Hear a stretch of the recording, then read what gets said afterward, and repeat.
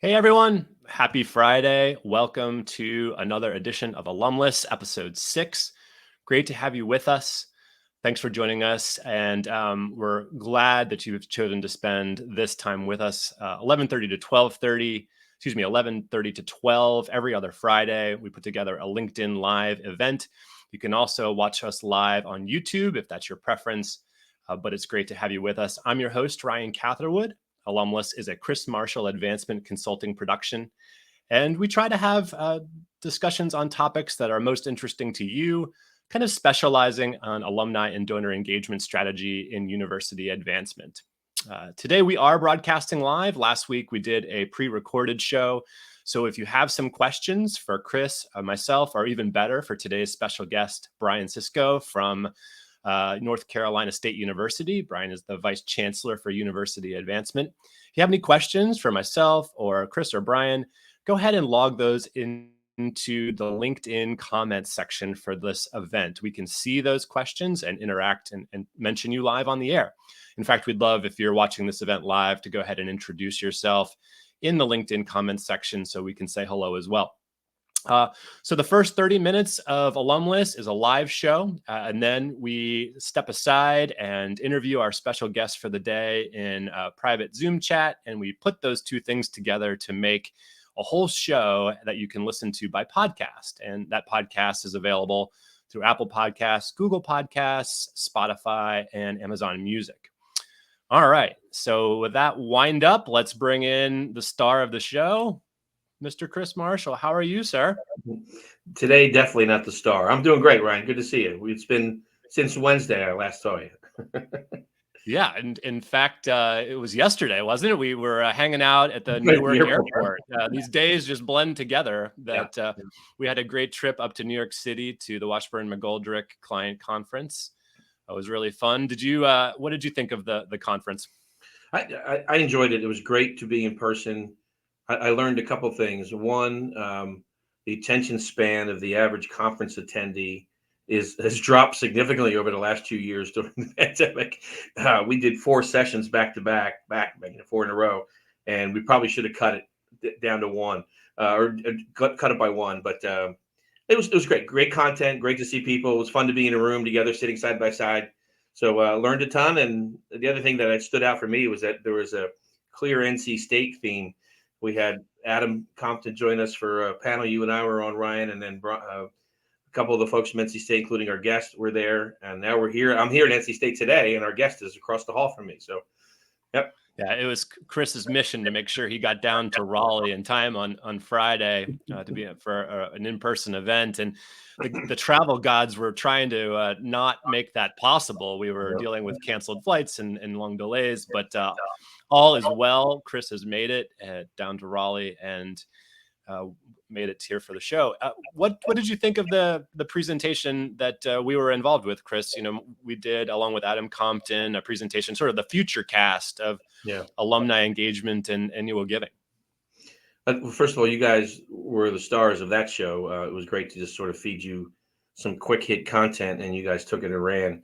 The takeaways, the main sort of highlights for me were comments from Adam around more is more, not less is more, about how often and how frequent we are contacting our annual donors, and even the title of the session, Adam, sort of the provocative question we threw at him was, should we still call it annual giving, and is it more like regular giving like they do in the UK and other places? So those were fun. Your comments around journey mapping I thought were fantastic. We could do a whole session on that on the show one of these times, Ryan. And then my favorite moment was when someone came up to us. So we were sort of forecasting of where things are going to go. And Ryan and Adam were taking it in all kinds of really cool directions. And then at the end of the session, someone came up to Ryan and said, "Thank you, that was so good, but you really scared the heck out of me listening to that." It was a great comment. I was really kind of taken aback by those remarks, but it was. I'm glad that what we said sort of struck people as different and new and hopefully sort of out in front, I suppose. When you think about, Chris, the idea that at that Washburn conference, lots of VPs were in the room of advancement, including today's guest, Brian Sischo. So it was great to meet Brian in person also. But and all of these VPs are in various stages of planning, executing, evaluating fundraising strategies. How do you think about the importance of alumni engagement and annual giving when evaluating the connectivity with a campaign? Yeah, we're going to see more and more institutions rolling out large dollar goals like they've been doing, but with a engagement goal. And in the case of William and Mary, for example, recently they had a 3-part goal where they wanted to raise, I think it was $1 billion, and the other 2 parts were bring annual giving percentage to X and alumni engagement score to Y.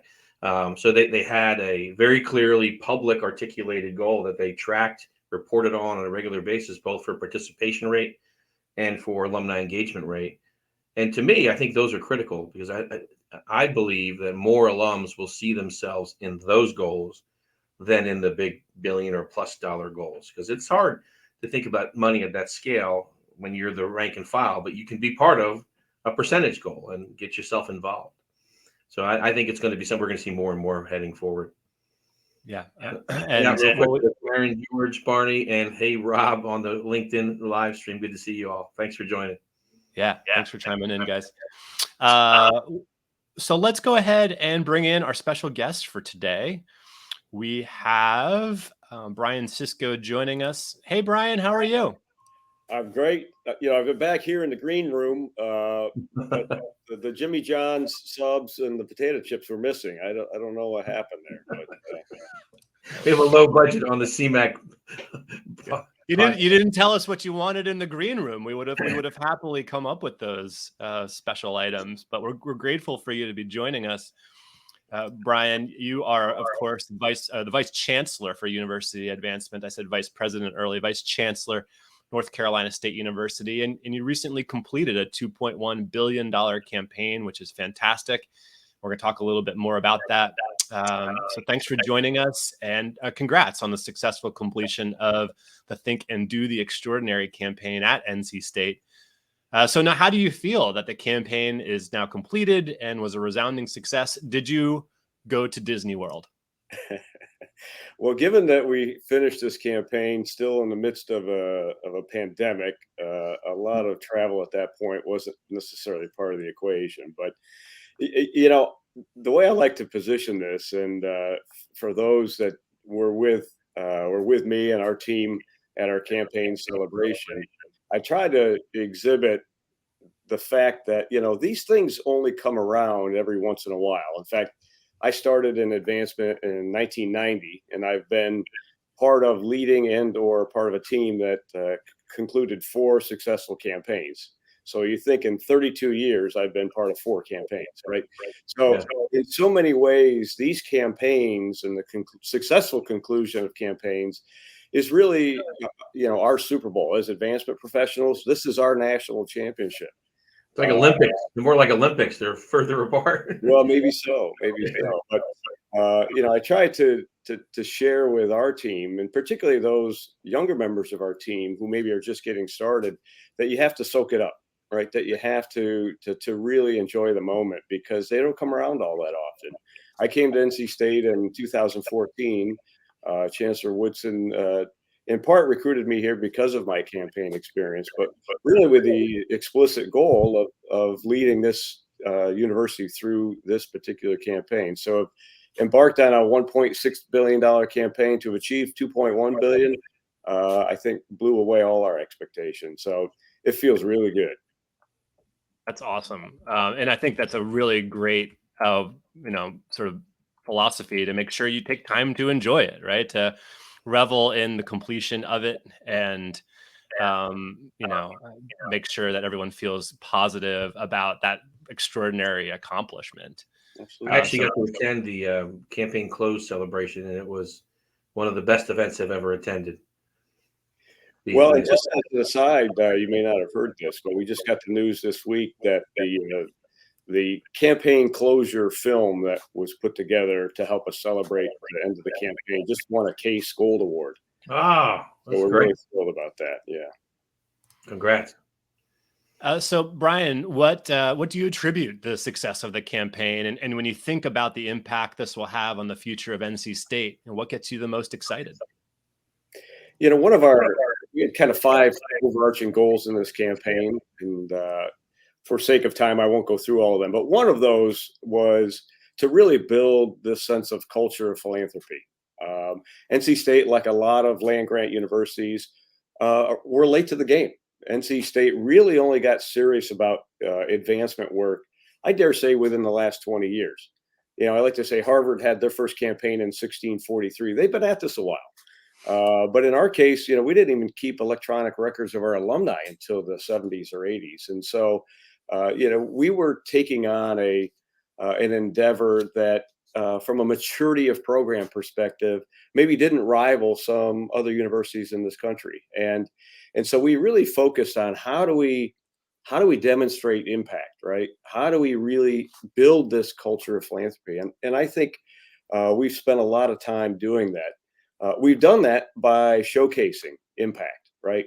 Whether it's in gift announcements, whether it's in celebrating certain moments, we've really focused on impact. And I think that's brought our constituents along with us along the way. It wasn't just about dollars, right? It's about what those dollars will do. And to me, that was critical. I think another key element was, and I think it's an incredibly important part of success in a campaign is the lack of leadership transition. Our chancellor and our provost have been in place for the last 12 years, so they were consistently in place throughout the duration of the campaign. Most of our deans were in place throughout the duration of the campaign. And while we certainly have had some attrition on the staff level, key leaders have been in place consistently through the period of this campaign. And I think that's a part of the secret sauce. When you look at universities who maybe fall short or struggle to meet their goals, it's often because there's been a leadership transition in some form or fashion. You know, one of the bright spots in this campaign, and I remember sharing this news with Karen George from Washburn and McGoldrick, and she paused for a second and said, "Now, repeat what you just said." I said, "Yes, all of our colleges and units that had an established goal for this campaign surpassed that goal in this campaign." And she felt like that was, you know, a remarkable statement, because there's always one or two, because of those changes in leadership, that may struggle or fall short. And so to me, that's a real point of pride. I think from an overall point of pride and passion amongst our alumni, this was kind of a moment where, if you have a chance to watch our campaign film, we talk about how this is NC State's alumni's moment to shout from the mountaintops, right? To demonstrate that pride that maybe in the past was one that was, you know, more diminished, right? Where maybe alumni didn't feel that they could, you know, toot our own horn as much. And I think we've given them permission to do that. And then I think finally, you know, one of my heroes is Malcolm Gladwell. I'm a big Gladwell fan, and I'm pleased to say that Malcolm actually is a donor to this campaign. But we talk about how this campaign really has served as a bit of a tipping point for not only NC State, but NC State advancement. And so that tipping point is that point where it becomes a whole lot easier going forward than it was prior to. Did you have a chance to meet Malcolm Gladwell by chance? Via Zoom, I did, yeah. Okay. Not yet in person, but we're hoping to get him to campus at some point.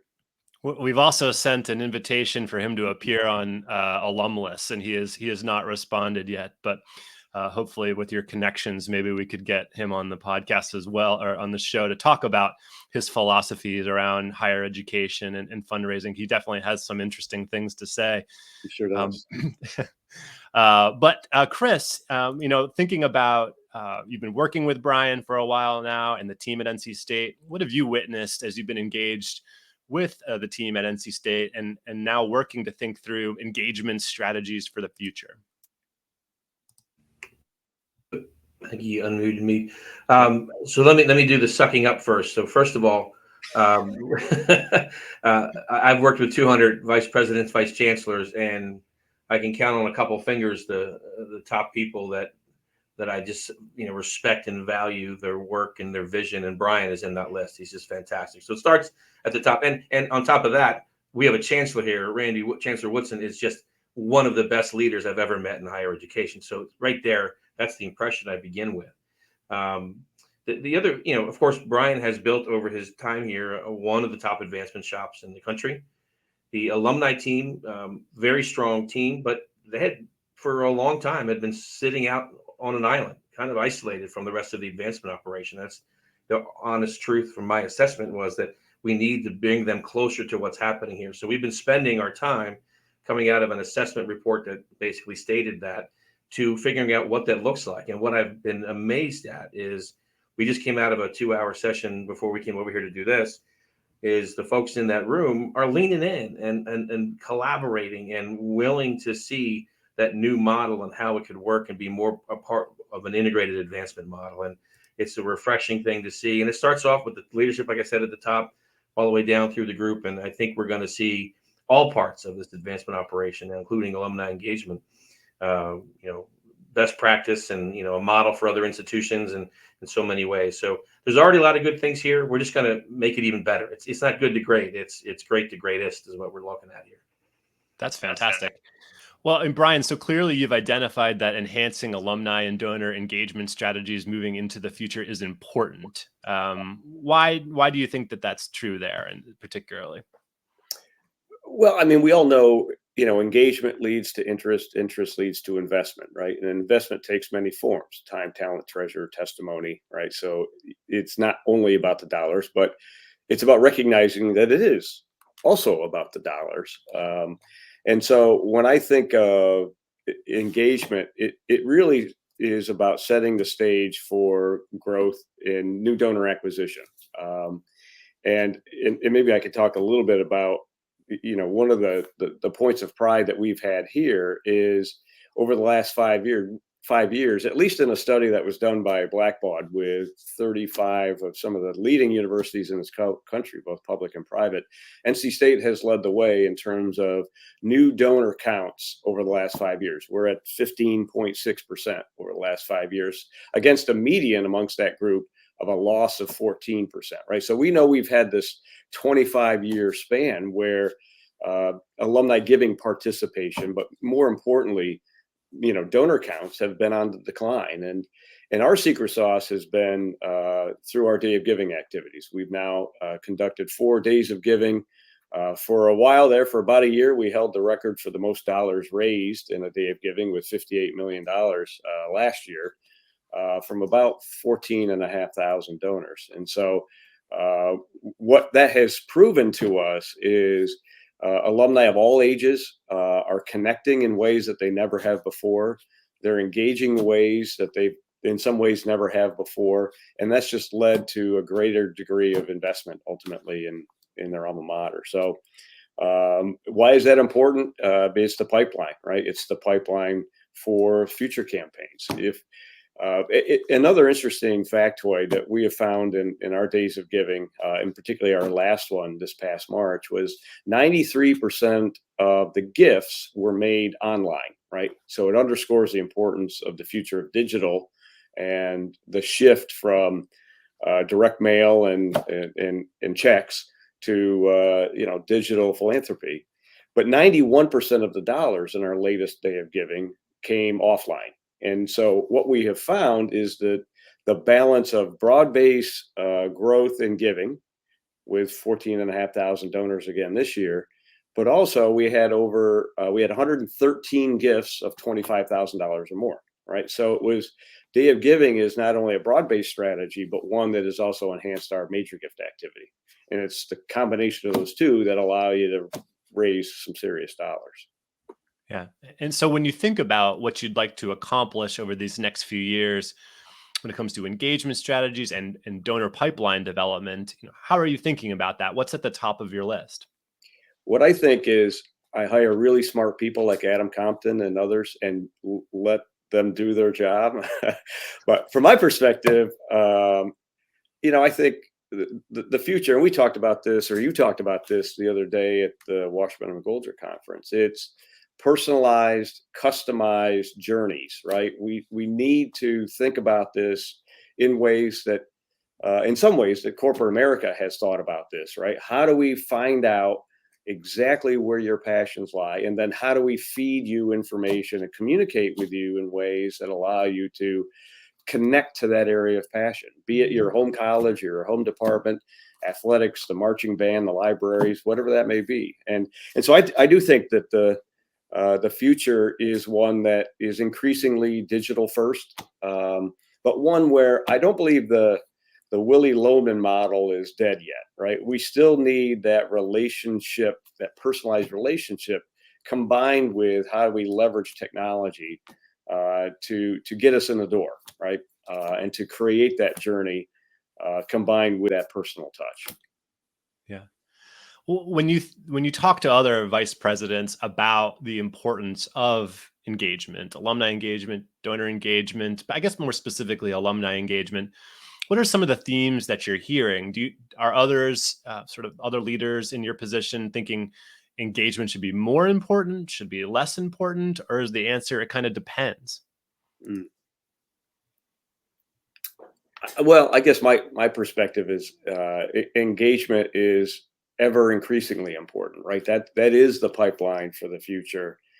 We can't cut our nose off to spite our face to solely focus on the major gift dollar, right? Because the next generation won't be there if we don't do that broad-based engagement. But and this may actually be a Chris Marshall term. So, but I love this notion of return on engagement, right? We talk about a return on investment, but we have to focus on what is that return on engagement. And I think increasingly this area of our business of engagement is one that has historically not had the focus on growing what you measure, right? So the metrics piece of this, understanding what is the return on the engagement that we're funding, that we're doing, and I think the balance of that is elevating those things that we know work effectively, but balancing that against new technologies.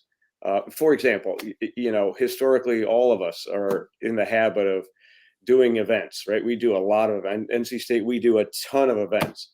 But the question is, are we really understanding why we're doing those events, how effective those events are? Is it really reinforcing the strategies that we would hope to have that event underscore?